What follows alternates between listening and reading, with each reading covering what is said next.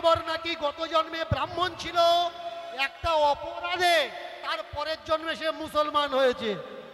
ভাবতে পারছেন অপরাধটা কি? অপরাধ হচ্ছে দুধের সঙ্গে গরুর লোম ছিল, আর দুধের সঙ্গে গরুর লোম খেয়েছে বলে মুসলমান হয়েছে তার পরের জন্ম। যাদের বাড়ি গাই গরু আছে তারা ভালো করে জানে দুধ দুইতে গেলে বালতিতে গরুর লোম অবশ্যই পড়বে। তাহলে কি মনে হয় যারা গরুর দুধ খাচ্ছে সামনের জন্মে ব্রাহ্মণ বা বৈষ্ণব হয়ে জন্মাবে? তো কারণ ভবিষ্যৎ পুরাণ বলছে গরুর লোম যদি তুমি দুধের সঙ্গে খাও সেটা তুমি মুসলমানের ঘরে যাবে। তোমার যদি মনে হয় ধর্মের নোংরামোগুলো বের করে ছিঁড়ে ফেলে দেওয়ার দরকার, তাহলে আমার সাথ দাও। আর যদি মনে করো ধর্মের নোংরামোগুলো নোংরামো আছে থাক, তাহলে তুমি তোমার মতো থাকো, আমাকে পরিষ্কারটা করতে দাও। ভালো করে শুনবেন, ব্রহ্মার সঙ্গে সরস্বতীর বিয়ে হয়েছে। ব্রহ্মা কাকে বিয়ে করে? সরস্বতী ব্রহ্মার কে হয়? সরস্বতী ব্রহ্মার মেয়ে। কই এসবগুলো তো বলো না। অন্য ধর্মের নোংরামো তুমি কেন দেখতে যাচ্ছ?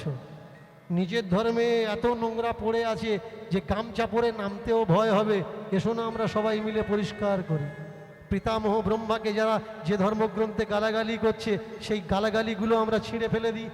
যে ধর্মগ্রন্থে ভগবান বিষ্ণুর নামে কৃষ্ণের নামে গালাগালি হচ্ছে সেই ধর্মগ্রন্থ থেকে গালাগালিগুলো আমরা ছিঁড়ে ফেলে দিই। দেখবেন রাস্তার মোড়ে যারা চুল কাটছে তাদেরকে কি বলা হয়? প্রামাণিক। জিজ্ঞাসা করবেন ধর্মগ্রন্থ অনুসারে প্রামাণিকের জন্ম কিভাবে হয়েছে জানেন? প্রামাণিকের জন্ম কিভাবে হয়েছে জানেন? ভালো করে মন দিয়ে শুনুন।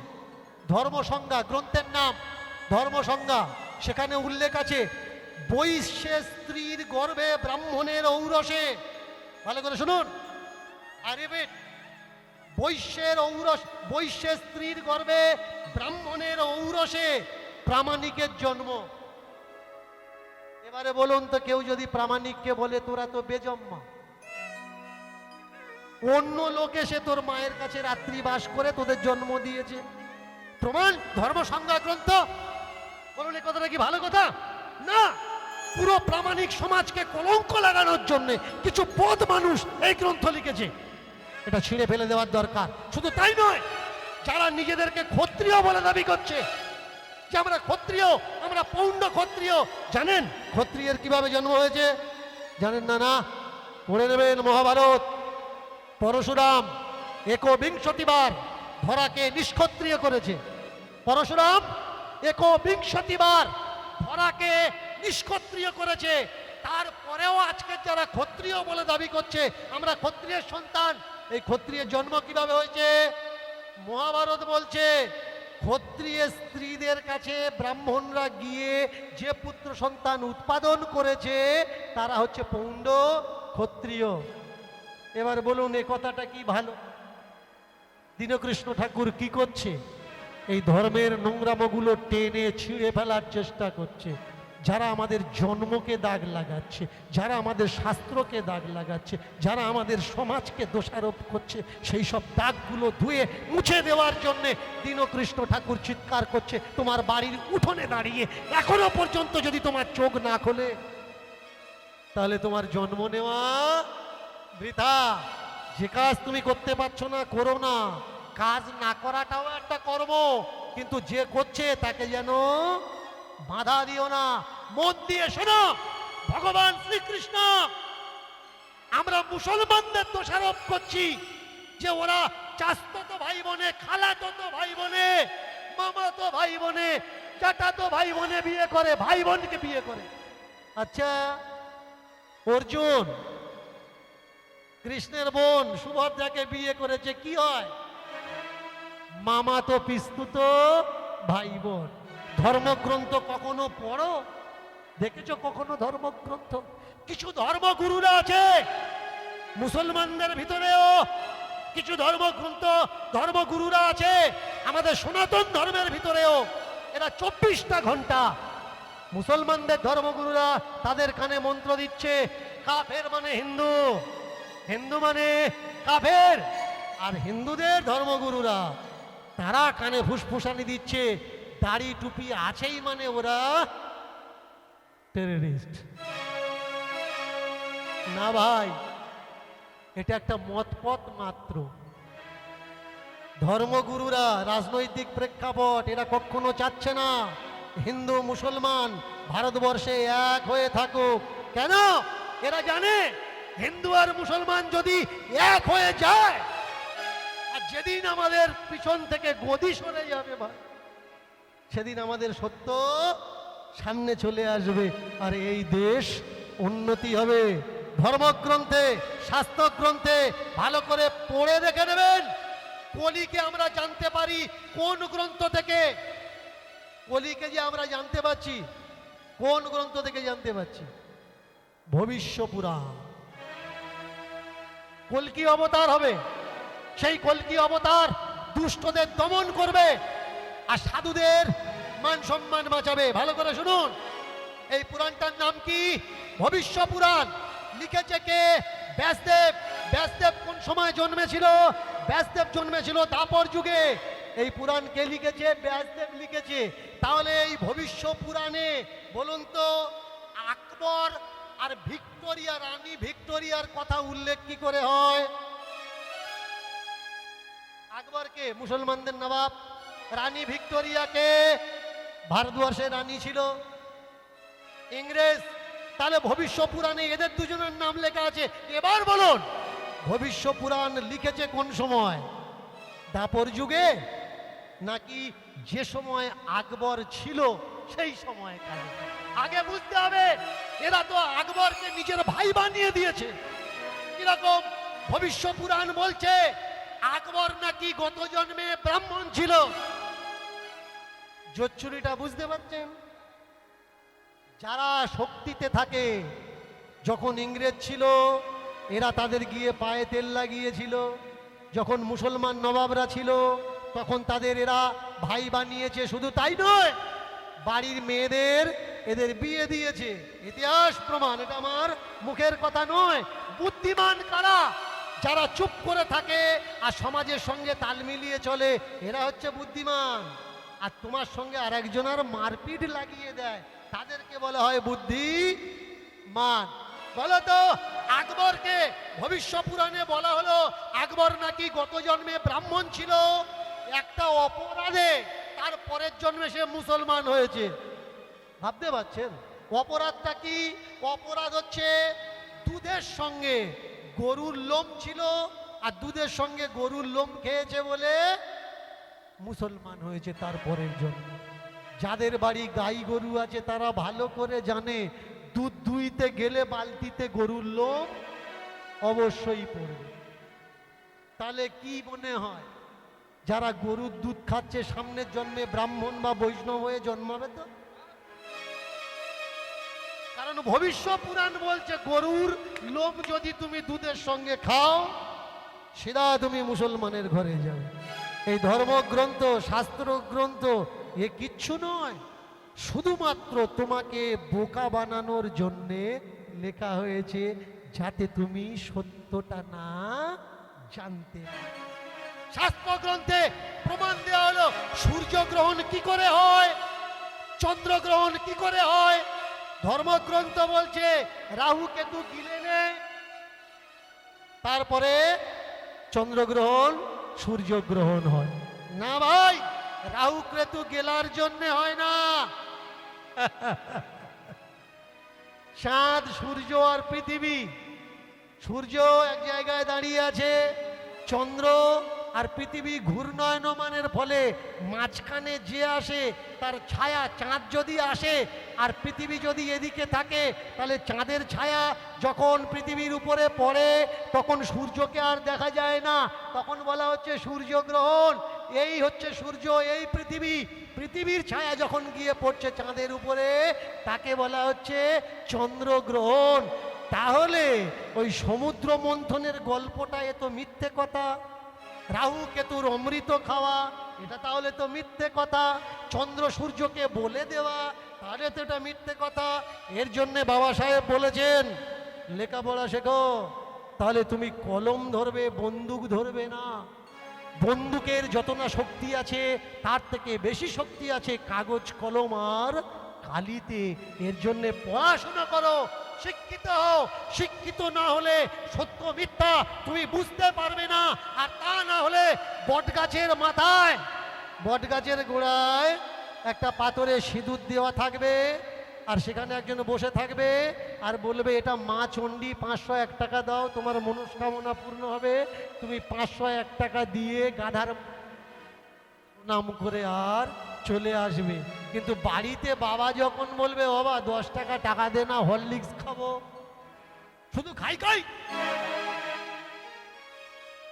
পাথরে সিঁদুর লাগানোর পিছনে তুমি 501 টাকা ব্যয় করেছো, কিন্তু বাবা মাকে খাওয়াতে গেলে তোমার কষ্ট হচ্ছে। ভগবান মন্দিরে নেই ভাই। জানেন, এই মুসলিম ধর্ম আর হিন্দু ধর্ম এ আলাদা ধর্ম নয়। হিন্দু ধর্ম, সনাতন ধর্ম এরাও বলছে মায়ের পায়ে স্বর্গ, তার আগে স্বর্গ কোথাও নাই। স্বর্গ কোথায়? বাবা মার পায়ের নিচে। যখন ওই পারিজাত পুষ্পের মালা কার্তিক আনার জন্য ময়ূর করে চলে গেল, গণেশ কি করলো? বাবা মার চতুর্দিকে প্রদক্ষিণ করে প্রণাম করে বলেছে পিতা স্বর্গ পিতা ধর্ম পিতহি পরমং তপ জননী জন্মভূমিশ্চ স্বর্গাদপিও গুরিয়স। বাবা মাই সব থেকে বড়, বাবা মায়ের পায়ের নিচে স্বর্গ। মুসলিম ধর্মগ্রন্থে কি বলছে? হাদিস কুরআন কি বলছে? মায়ের পায়ের নিচে জান্নাত। আর ওই জান্নাতে তুমি তখন যেতে পারবে বাবা যদি অনুমতি দেয়। বাবা অনুমতি না দিলে মায়ের পায়ের নিচে যে জান্নাত তুমি প্রবেশ পাবে না। আমাকে অনেকে বলে আপনি হাদিস পড়েন, কোরআন পড়েন। হ্যাঁ পড়ি। প্রত্যেক মত পথের ধর্মগ্রন্থকে পড়ার দরকার, তবে তুমি জানতে পারবে সত্য কোনটা মিথ্যে কোনটা। ধর্ম কি? ধর্ম হচ্ছে কর্তব্য। কর্তব্যের আগে কোনো ধর্ম নেই। একটা ছেলে জলে ডুবে যাচ্ছে, তুমি মালা টিপছো কেন? তুমি স্বর্গে যাবে, কিন্তু ও মরে জলের তলায় যাচ্ছে, সেদিকে তোমার লক্ষ্য নেই। মরে যায় যাক, কিন্তু তুমি মালা টিপছো স্বর্গে যাবে না। ভাই, তোমার কর্তব্য মালা ঝোলা ফেলে দিয়ে ওকে আগে বাঁচাও। সম্মুখে বিপদ যে আটকায় তাকে বলে মানব। বিপদ দেখার পরেও যে এড়িয়ে চলে যায় তাকে মানুষ বলে না। আগে মানুষ হও, পরে ভক্ত হবে। আমি জানি না মরার পরে স্বর্গে যাবে কিনা। এই পৃথিবীতে থেকে যদি মানুষ হও, এই সংসার তোমার কাছে স্বর্গ তৈরি হয়ে যাবে। আর মানুষ যদি না হও, বাড়িতে তুমি ঢুকতে পারবে। ও দাদু, মোড়ের মাথায় বসে আছো, দুপুর হয়ে গেছে, বাড়ি যাবে। দূর ভাই, কেচা কিচি অশান্তি, গেলি ঝগড়া, দুটো করে খাই আর চলে আসি। বেঁচে আছো, ধর্ম করছো, কিন্তু সংসারকে নরক বানিয়ে নিয়েছো, দোজখ বানিয়ে ফেলেছো, বেহেশত বানিয়ে ফেলেছো। এই সংসারই স্বর্গ তৈরি করো। মানুষ যখন হবে, এই সংসার তোমার কাছে স্বর্গ হয়ে যাবে। আর ভক্ত যদি হও, মার হাতে খাবো না, বাবার হাতে খাবো না, বোনের হাতে খাবো না, এখানে যাবো না, ওখানে যাবো না, এই করবো না ওই, এগুলো ধর্মের দালাল, ধান্দাবাজ। এদের থেকে সাবধান। যদি তৈরি হতে হও, আগে হও ইনসান। অনেক অপেক্ষার পর 1990 সালে ডাকের মাধ্যমে একখানা শাড়ি এসেছে, আর সেই শাড়িটা নিয়ে মন্দিরে ঢুকে আনন্দ করে নিজে হাতে রাধারানীকে পরিয়ে দিয়েছে। পরিয়ে দেওয়ার পরে এইবার আমি শান্তিতে মরতে পারি। শাড়িটা পরিয়ে দিয়ে রাধাকে বলছে, রাধে, শাড়িটা যে পাঠিয়েছে সে আমায় বলেছিল আমরা নোংরা জগতের নোংরা মেয়ে, আমরা কিচ্ছু চাই না, তুমি ভগবানকে গিয়ে বলো মরার সময় যেন আমাদের সামনে তাকে পাই। চমৎকার বিষয়ে 1993 সালে আনন্দীবাই শেষ নিঃশ্বাস ত্যাগ করল। যদি কখনো তীর্থে যাওয়ার মন হয়, ভালো করে শুনুন, তীর্থের জীবনে যাবেন না। তীর্থে যাওয়া উচিত না। এ কথাটা কার কথা? আমার কথা না। কালকে ডেটে বলতে পারেন যে দীনকৃষ্ণ ঠাকুর তীর্থে যেতে মানা করছে। আমি মানা করছি না, মহাপ্রভু মানা করেছে। মহাপ্রভু বলেছেন, মনের ভুলে কদাচ তীর্থে না যাইবে, গিরি গোবর্ধনে উঠে গোপাল না দর্শিবে। এটা মহাপ্রভুর কথা, আমার কথা নয়। তারপরেও যদি মনে করেন তীর্থে যাবেন, তীর্থে যান, কিন্তু তীর্থের পিছনে তীর্থের একটা গোপন সত্য আছে, সেটা জেনে তারপর বাড়ি ফিরবেন। না হলে তীর্থে যাওয়ার কোনো প্রয়োজন নেই। 1993 সাল ইহলোক ত্যাগ করে অনন্ত মৃত্যু লোকে প্রবেশ করলেন আনন্দীবাই। আনন্দীবাইয়ের লীলা থেকে আজকের আমরা জানতে পারলাম। ভালো করে মন দিয়ে শুনবেন। যে মানুষটা খাওয়া দাওয়ার বিচার করলো না, সে মানুষটা ভগবান পেল, সাক্ষাৎ পেল। যে মানুষটা দীক্ষা নিল না, দীক্ষা নেওয়ার আগে ভগবানের সাক্ষাৎ পেল।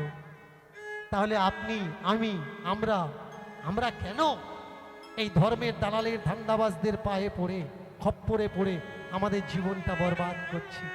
আমরাও তো ভগবানকে পেতে পারি অনুভবে, অনুভূতিতে। এর জন্য সদ্গুরুকে আশ্রয় করতে হবে। যে নিতে জানে না, শুধু দিতে জানে। এর জন্য সদ্গুরুকে সময় দিতে হয়। জীবন কি, মৃত্যু কি, এগুলো প্রশ্ন করতে হয়, এগুলো জানতে হয়, তারপরে গিয়ে জানা যাবে, না হলে জানা যাবে না।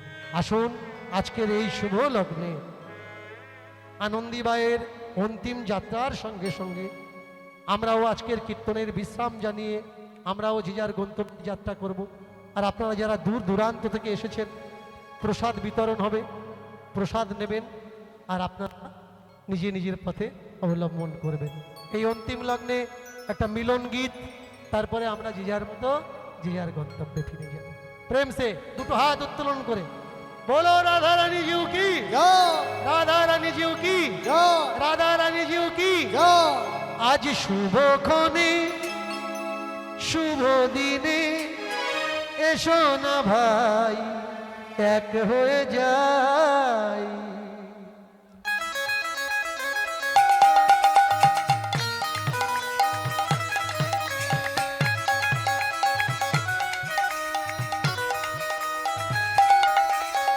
শুভ দিনে শুভ ক্ষণে এসো না ভাই এক হয়ে যায়। শুভ দিনে শুভ ক্ষণে এসো না ভাই এক হয়ে যায়।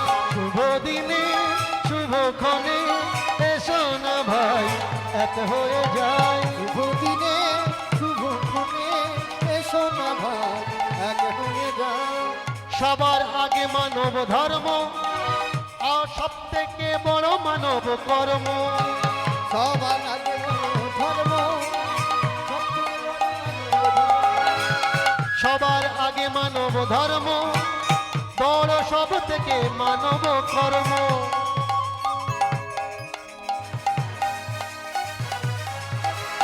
একই হয়ে একই সাথে মানব কল্যাণ চলো লেগে যায়। একই হয়ে একই সাথে মানব কল্যাণে চলো মেতে যায়। একই হয়ে একই সাথে মানব কল্যাণে এক হয়ে যায়। একই হয়ে একই সাথে মানব কল্যাণে চলো মেতে যায়। প্রেম সে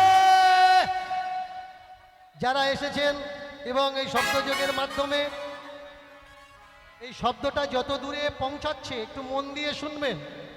একটু আওয়াজটা একটু বাড়াও। আমাদের নির্মিত একটা একাডেমি আছে, সৈনিক স্কুল। ভালো করে মন দিয়ে শুনবেন কথাগুলো। একটা একাডেমি আছে সৈনিক স্কুল।